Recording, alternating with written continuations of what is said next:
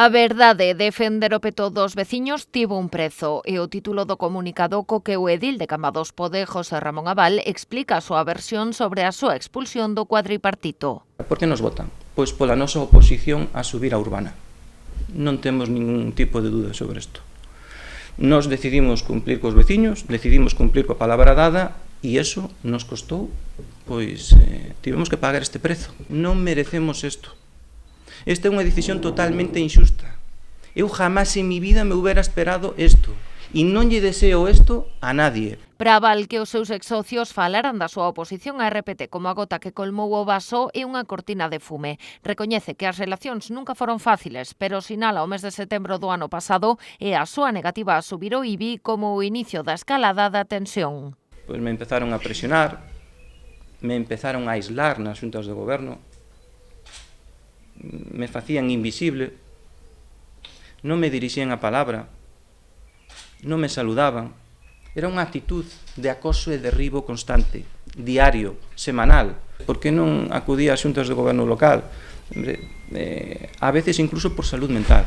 En canto á súa ausencia na reunión para avaliar o pacto de goberno, o edil de Pode asegura que a data non lle foi consultada e que cando se celebrou estaba nun compromiso familiar. Cando eles convocaron esa comisión de seguimento do pacto, eu estaba en Sisán, no cementerio, enterrando a un familiar meu, a un colaborador histórico da plataforma veciñal Cambados Pode, a unha persona que lle teño moitísimo aprecio. Hasta en esos momentos tan difíciles e tan delicados, hai que cruzar esas líneas.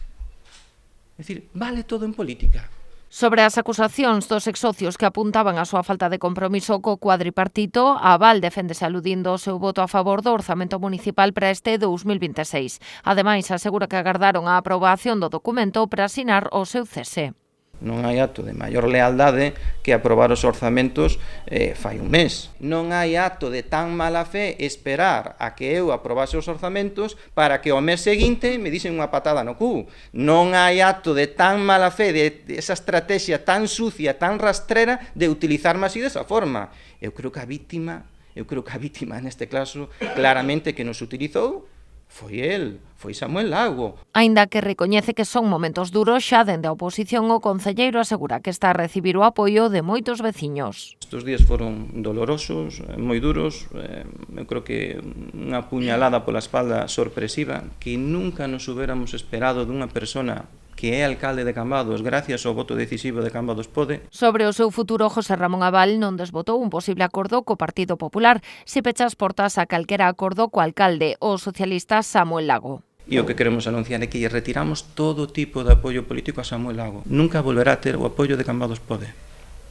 Hoxe, péchase unha etapa. A min que me despide non é o Bloque Nacionalista Galego, nin é Tino Cordal. A min me despide e quen firma o acto, o decreto de despido é o alcalde. Eu, co resto de grupos, partidos, non teño nada que dicir. Tamén apuntou que se segue a contar co apoio de Cambados Pode repetirá como candidato nas eleccións municipais do vindeiro ano.